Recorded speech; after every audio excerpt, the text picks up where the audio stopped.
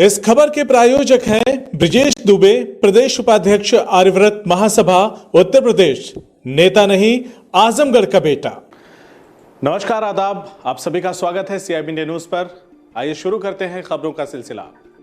आजमगढ़ के गोपालपुर विधानसभा क्षेत्र के जयराजपुर में एक श्रद्धांजलि सभा का आयोजन कर समाजवादी नेता पूर्व मंत्री वसीम अहमद को नमन किया गया। इस दौरान लोगों ने वसीम अहमद के राजनीतिक सामाजिक जीवन को याद करते हुए उन्हें सभी समाज के लोगों को साथ लेकर चलने वाला बताया। अपने कार्य के प्रति समर्पित व लोगों के हक के लिए हमेशा आगे रहने वाला व रिश्तों को निभाने वाला बताया। खास बात थी कि श्रद्धांजलि सभा में सभी दलों वर्गों के लोग शामिल हुए और पूर्व मंत्री के साथ पलों को याद करते हुए भावुक भी हो गए। शिबली एकेडमी के वरिष्ठ स्कॉलर उमैद नदवी ने कहा कि लोगों ने फूलों से नहीं आंसुओं से नमन किया है। कहा कि उन्होंने अपनी अलग पहचान बनाई तो वो मोहब्बत व सेवा से थी। बिलरियागंज गोपालपुर क्षेत्र में बहुत काम किया था, लेकिन सबसे बड़ा काम किया कि लोगों के दिलों में जगह बनाई थी। इसलिए जो लोग भी यहाँ आ रहे हैं वो केवल श्रद्धांजलि की रस्म अदायगी नहीं कर रहे, बल्कि आंखों में आंसुओं से याद कर रहे हैं।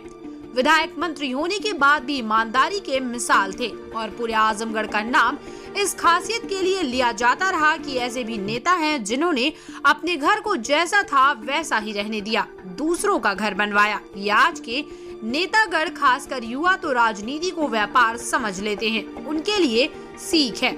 पूर्व मंत्री के बचपन के मित्र अनीस अहमद ने कहा कि करीब 44 वर्षों का साथ रहा। वसीम भाई एक स्पोर्ट्स पर्सन थे, वो इत्तेफाक से राजनीति में आए और फिर पूरी ईमानदारी से जुड़े रहे, कभी रिश्तों को नहीं तोड़ा। वसीम भाई गोरखपुर यूनिवर्सिटी से MA करने के बाद BHU से BPEd किए। वो वॉलीबॉल के राष्ट्रीय स्तर के खिलाड़ी थे। आज जो वसीम साहब, मरहूम वसीम साहब की श्रद्धांजलि सभा है, उसमें सारे लोग आए हुए हैं। माननीय वसीम साहब बहुत ही ईमानदार व्यक्ति थे और बहुत ही संघर्षपूर्ण उनका जीवन रहा है। उन्होंने कभी मजहब के आधार पे, जाति के आधार पे, बिरादरी के आधार पे कभी भेदभाव नहीं किया लोगों के साथ। हमेशा लोगों के बीच में रहे। वो विधायक 3 बार रहे, मंत्री रहे, मगर उनकी जीवन शैली में कभी कोई बदलाव नहीं आया। वो जहाँ होता तो बैठ जाते थे, खेतों में लोगों से मिलने पहुंच जाते थे, ठेले खुमचे पे जाके बैठ जाते थे। तो उनके अंदर कोई बनावट नहीं थी। यही वजह है कि आज भी वो लोगों के दिलों में राज कर रहे हैं। यहाँ पे लोग, यहाँ पे जो मौजूद हैं, आप खुद देख रहे होंगे कि किस तरीके से लोग गमज़दा हैं और लोगों के बोलते बोलते लोगों की आंखों में आंसू आ जा रहे हैं। ये उनके लिए मोहब्बत है और उन्होंने जो अपनी ज़िंदगी में किया है, इंशाअल्लाह उसका अज़र जो है अल्लाह ताला उन्हें आखिरत में भी देंगे। वसीम साहब इब्तदाई जो है उनकी तालीम हुई थी ना, वो पहले उन्होंने हिफ्ज़ किया था, हाफिज़ा शुरू किया था, लेकिन पढ़ने में वसीम साहब बहुत अच्छे नहीं थे, तो हिफ्ज़ कंप्लीट नहीं हुआ।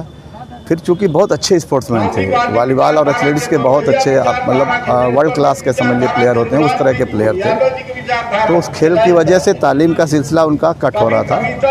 फिर भी उन्होंने गोरखपुर यूनिवर्सिटी से उर्दू में MA किया, BHU में जाके उन्होंने BPEd किया, फिर MPEd किया काशी विद्यापीठ से।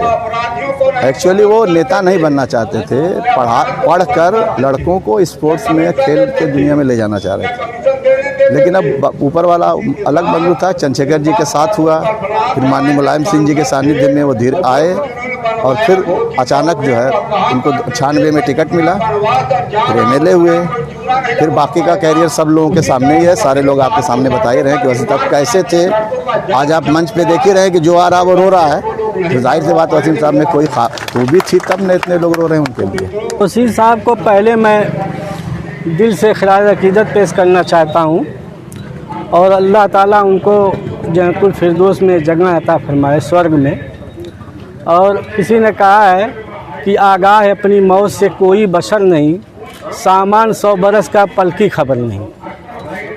वसीम साहब की ज़िंदगी ऐसी थी कि जो ज़िंदगी वो गुजार के जितनी ईमानदारी सच्चाई से गए, और बहुत सारे वाक़यात उनके मेरे साथ गुज़रे।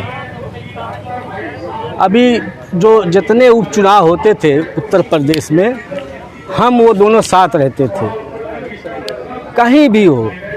जो है हमारा उनसे ज़्यादातर एक मरतबा हम गए जो है मध्य प्रदेश में, मुनव्वर सलीम साहब थे, उपचुनाव था, तो वहाँ पे एक कस्बा है विदिशा, 13 दिन एक चाँद भाई थे, उनके यहाँ हम लोग 13 दिन थे। उसमें माननीय बलराम यादव जी थे, माननीय दुर्गा जी थे और स्वर्गीय इद्दत जी थे और मैं था। 13 दिन हम लोग कस्बे में थे और एक वाक़या ऐसा आया कि एक वहाँ बहुत गुर्बत थी। हम लोग तो खाना खाते थे, चादही बाई किया, मगर वहाँ एक इलाका है पठारों का, ऊंचाई पर रहते हैं और बहुत गुर्बत थी। तो अपने एक हिंदू भाई थे, उन लोग हम लोग की दावत दिया, तो वहाँ नमक और रोटी से हम लोग खाए। ये गुर्बत का हाल था वहाँ। और वहाँ पे एक मस्जिद बहुत गरीब लोग बनवा रहे थे, वसीम भाई हम गए तो उनको इतना जज्बा आया कि इतनी गुर्बत देखे कि अपना पूरा जेब झाड़ के पैसा निकाल दिए। 700 रुपया था। और जब कल्याण सिंह मुख्यमंत्री थे तो हर विधायक को एक एक प्लाट का ऐलान किया, 2 लाख रुपया जमा करना था। अब देखिए वसीम साहब 2 लाख मुझे से कहे थे मैं दे देता। मुझसे उन्होंने कहा कि देखो मैं किसी से कर्ज ले नहीं सकता, मेरे पास पैसा है नहीं, तुम 2 लाख रुपया जमा कर लो और बाद में मुझसे लिखा लेना। मैं कहा भाई तुम ही ने कहा, मैं नहीं ले सकता। ऐसा आदमी ईमानदार था। और अब आज वो चले गए दुनिया से, मगर हमारे हुजूर सल्लल्लाहु अलैहि वसल्लम जो हमारे प्रॉफिट थे, उनके यहाँ एक सहाबी गए, जैसे आपके यहाँ अवतार है, एक सहाबी गए और कहा कि मुसलमान बखील हो सकता है, मिरकुच कहाँ हो सकता है, कहें मुसलमान जो है बुज़दिल हो सकता है, कहाँ हो सकता है, कहें मुसलमान झूठ बोल सकता है, कहें नहीं। तो वसीम साहब कभी झूठ नहीं बोले। CIB इंडिया न्यूज की सभी खबरों को देखने के लिए लाल रंग की बटन को दबाकर चैनल को सब्सक्राइब जरूर करें, घंटी जरूर दबाएं ताकि हमारी सभी खबरों के नोटिफिकेशंस आप तक पहुंचते रहें।